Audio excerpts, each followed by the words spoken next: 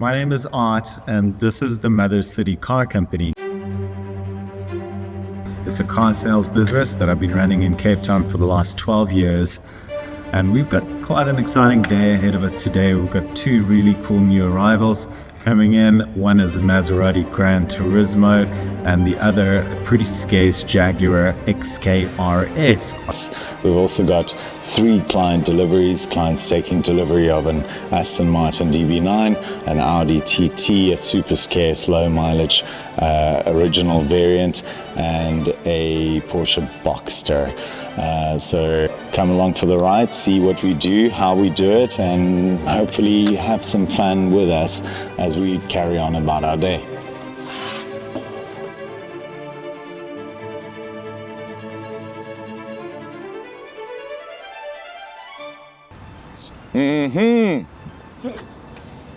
Hey, nice and sparkly. Brian says he put new tires on the back. Okay. It was part of his recon. 23s. Yeah. It's got the black headlight bezel inside, which is super cool. Works nice with a black car. I'm gonna cold start it. Well, it's not cold, but.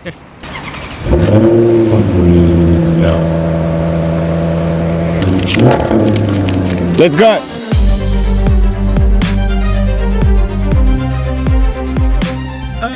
Wrong way again. Yes. Oh yes. Oh yes. Perfect placement. It's portable, so you just use it and then you put it away again over here, so that nobody steals your Maserati fucking event controller, right? Go, give back.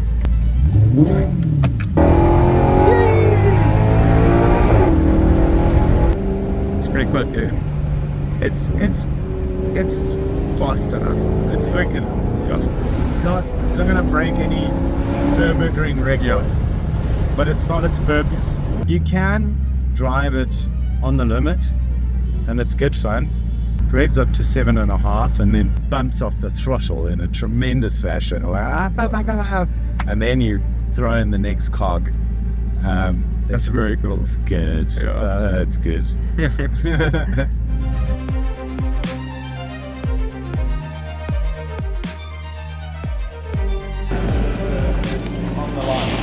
Oh yeah.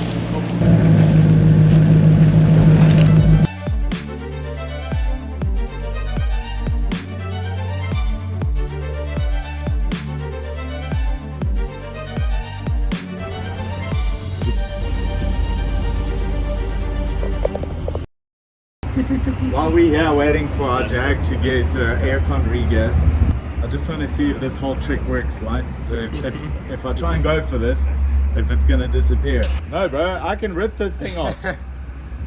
Spirit of ecstasy. There she goes. We need to check pedestrian system, whatever that might be. Sounds good. Yeah, it's rowdy, right? It's like it's quite raucous. It's such a Not different yet. sound. Like let's warm it up. You know, but it beans. Yeah. See how it takes it.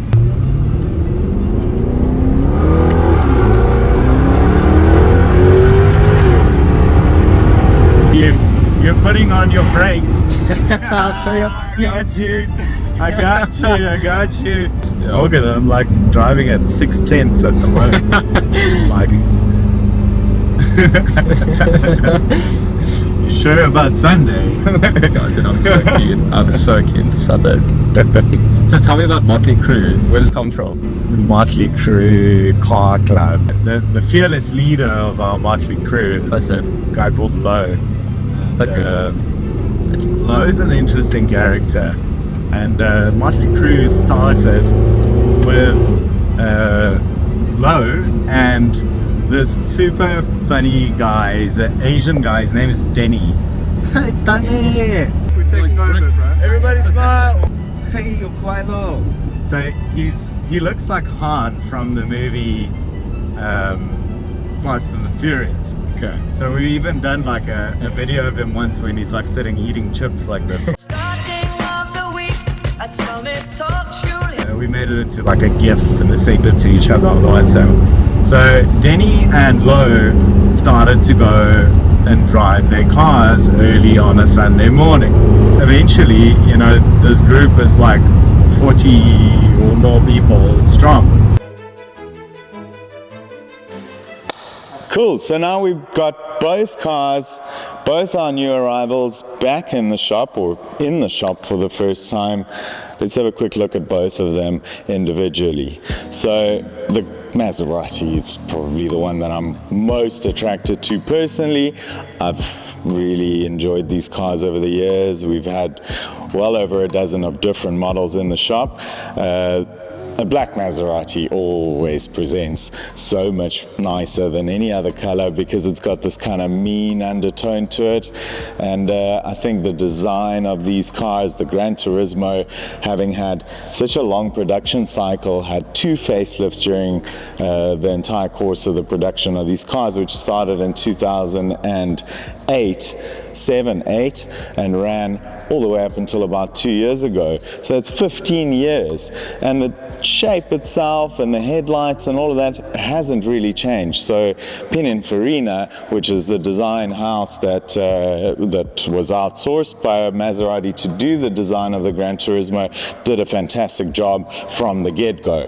They didn't, Maserati themselves kind of dropped the ball here and there in the first early cars, but like I always say, if you're going to be looking at buying Maserati, you always want to get the later model car, the one that's kind of been facelifted, has been improved both mechanically, electrically, and so on. So this is just that. This is a 2013, this is the first facelift of the Granturismo. It's also got the more desirable, or maybe more easy to use, ZF 6-speed automatic.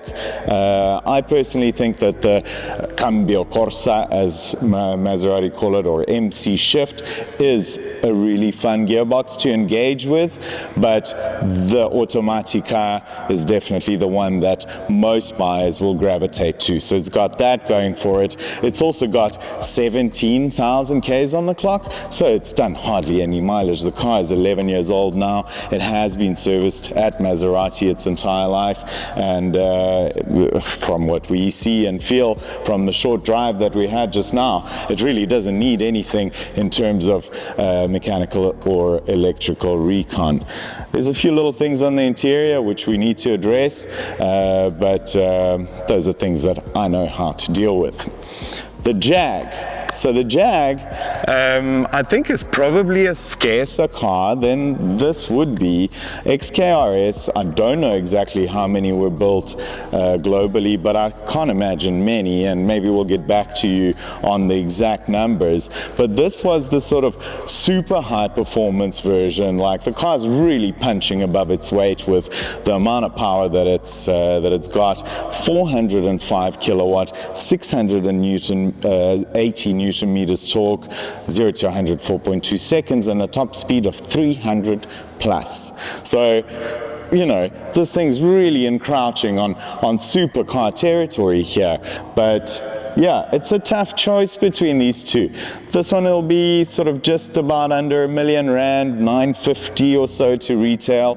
This one will go to market once it's ready and valeted and polished and all those good things. There's a little bit of PPF on the front that I'm not entirely happy with, but we'll address that with our friends at the archive. They'll help us out and redo the PPF.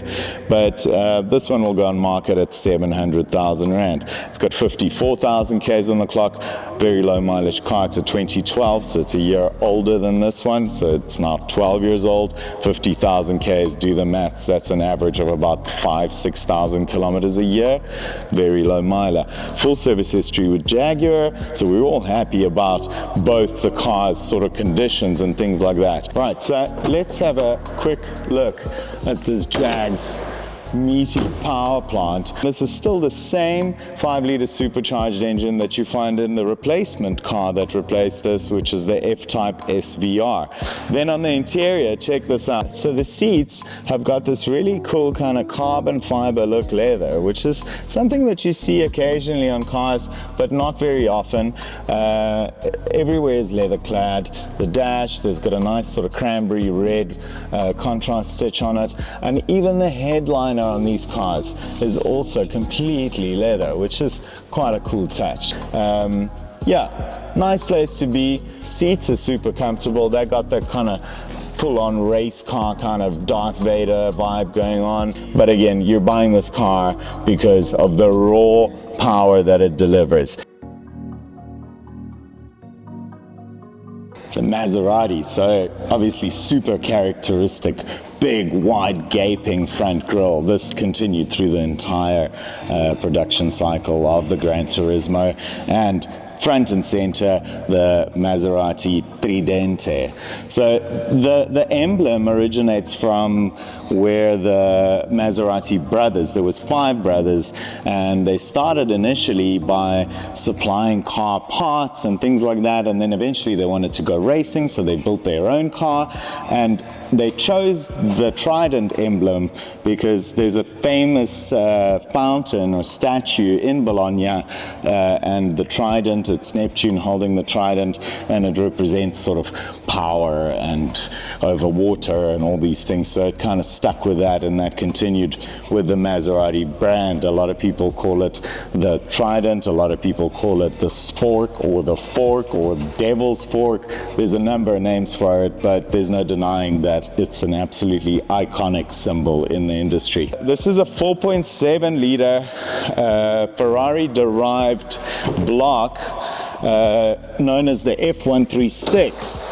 and this engine block was used in the Ferrari F430, the Ferrari 458, the Granturismo, the Quattroporte, the California. I think mostly those, but I may have missed out a few. I think that is an absolutely stunning looking motor with the intake cover over here, very muscular, very bulgy, and on the 4.7 variant like this, you've got this sort of crinkle finish on the tappet covers. Really pretty. So in many Maseratis you'll find these 3 outlet vents, sort of a design that carries through various generations of the brand's cars.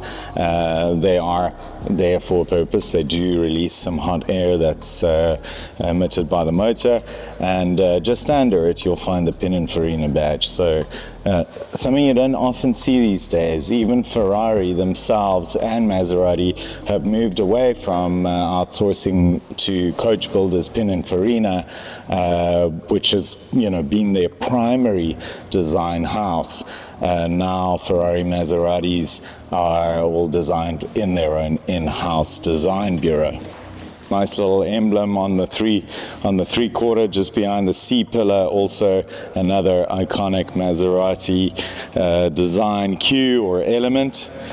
I really like these anthracite wheels. I'm really not a fan of black wheels. They look nasty when they're dirty, and also they kind of just, I don't know, you lose the design of the wheel as soon as you paint it black, whereas these are like a sort of dark pewter kind of anthracite finish. They've got a little bit of metalescent in there. I think it's quite nice, and they do suit the general look of the car. Again, carrying through with the black theme and the red theme, nice red contrast stitch or rosso over nero, and with a piano black lacquered finish on the trim. Maserati and Ferrari of this generation have one very annoying issue, and that's called sticky buttons. So a lot of it is a hot climate issue, like in South Africa, the car, you leave this black car in the sun, and then there's like a coating on the buttons that starts to melt a little bit. Then you get into your car and you start pressing to open the window, or you start pressing the aircon controls or the radio switches or something like that, and you land up kind of feeling the stickiness, and then you land up feeling your finger or leaving your fingerprints on it. So it does become a really frustrating thing on your luxury exotic car, where now the stickiness is everywhere. Then you touch your shirt, then it's on your shirt. It's a nightmare, but there are ways on getting it sorted. We even do it in-house sometimes, depending on the severity of the issue. If it's really nasty, we've actually had full interiors ripped out of the car, well, not ripped out, carefully disassembled and then cleaned outside of the car, like on a bench, but in some cases where it's not too bad, Mandla can work with sticky buttons pretty well. So this particular car has been treated for sticky buttons, so there isn't any stickiness anywhere, which is great, and it all looks good. But unfortunately, I think somewhere in the process what happened is, if you look on the dash here, there's this little sort of piece that you use to move the direction of the vent. On this one here, on the opposite side of the center vent, it's missing. On the one on the passenger side outer, it's missing. And the outer vent for the driver is also missing. We do have them. And here they are, but they're a little bit fucked now. So you can't really do anything, and contrary to popular belief, this is not a portable device, so this isn't how you adjust your vent on a Maserati. It's actually supposed to be permanently attached there. With the facelift, we also saw the introduction of these new seats. They're still very much Grand Touring inspired, and they are more designed for comfort rather than, you know, being a stiff sort of seat to bolster you heavily for hard cornering. They do offer sufficient support, but again, this car, probably a car that's driven best at about 7/10. That's where you really enjoy it. It's not a car like the XK-RS that constantly asks you to punch it. This car you can enjoy at any speed, low or high. This little trident embossed here on the headrest, also a nice touch, and you'll find this on many Maseratis. The big thing about both these cars, and I think especially the Maserati's big claim to fame, has always been its exhaust note and its engine sound. So we're going to do a little bit of a rev off, and you guys tell us which one you think sounds better.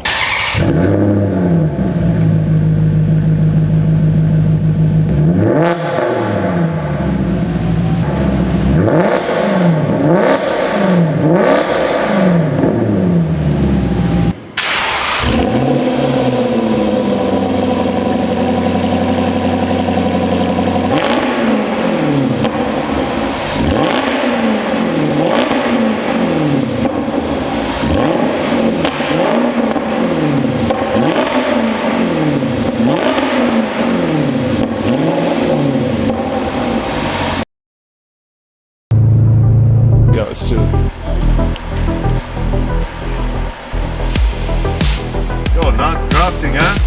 Nice. Yeah. We'll chill it up a little bit.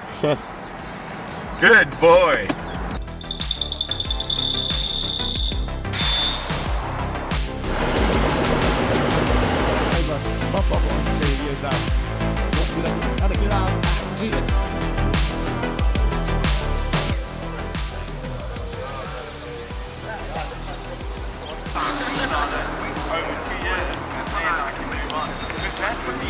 Try that is next. For those who have never been with us, okay, this is not a race.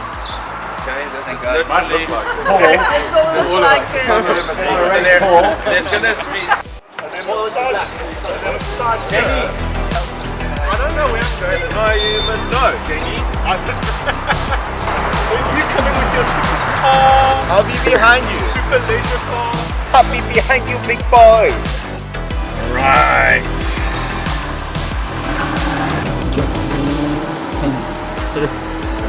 I'm blown. Started fucking Formula 1 track, bro.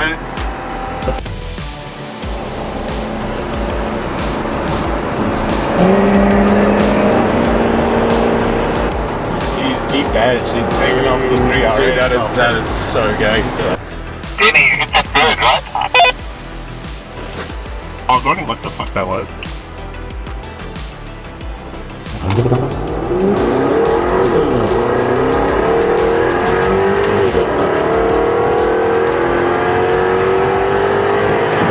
Not bad, It's mostly the driver.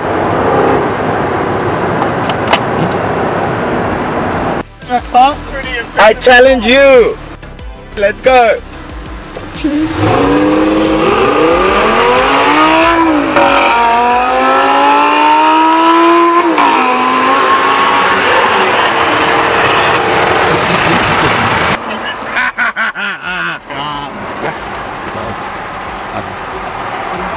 Sorry, Danny, I don't hear you over the sound of me winning. I don't think you won there.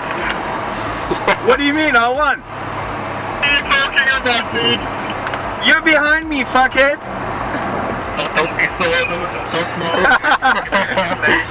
Oh, Danny, please, will you buy the Audi wish.com? Hey, Gualo, you're not pressing the right pedal. You're pressing the brake. You're gonna press the accelerator. Oh, no.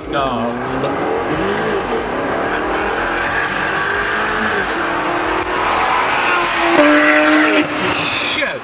Yeah. Fuck No, now you gotta get the fuck out of the way there.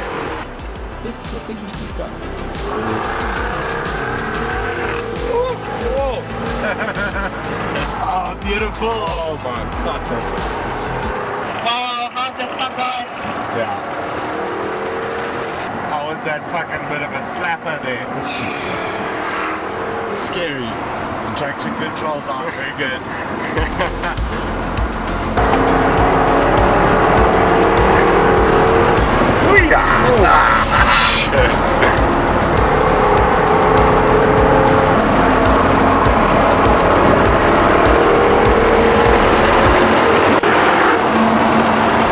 So soft, like when it handles. Dude, it's taking but it, it's hey? like so comfortable. Yeah. Like, it's not crashy. No, it dude. doesn't like drive over things and rattle. Yeah, I'm actually so impressed. No, I catch you in the corner, Don't get loud, Gualo. I got rear wheel drive only and a fucking brake pedal that feels like porridge that I ate this morning. I thought so, man. You're going so reserved on that corner. I also got a youngster with a camera here, bro. I don't want to kill him. I don't kill myself either. It's the first time I'm fucking driving this car, bro. I don't know it. Oh, you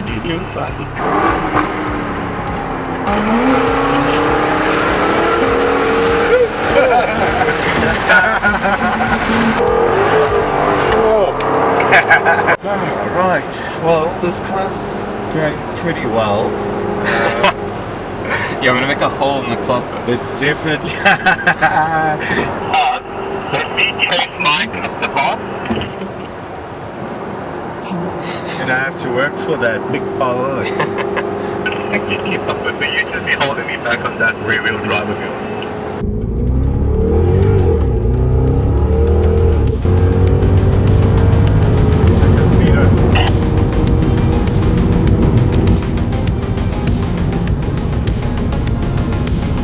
Sorry, what did you say? Yeah, fuck the police. Fuck the police. Was that me saying that to the police? How rude.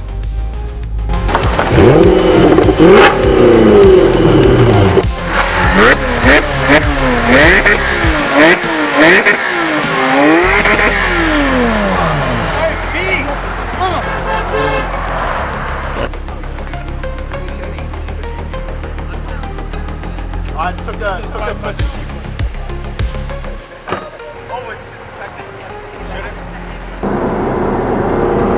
This is one way to test a new arrival into stock, eh? I think this is a good way. You know? Yeah. So we test our cars properly before we hand over them to clients. Stress tests, not just dick round roadworthy. Come on, that's not going to tell you what the car is really like, but this will.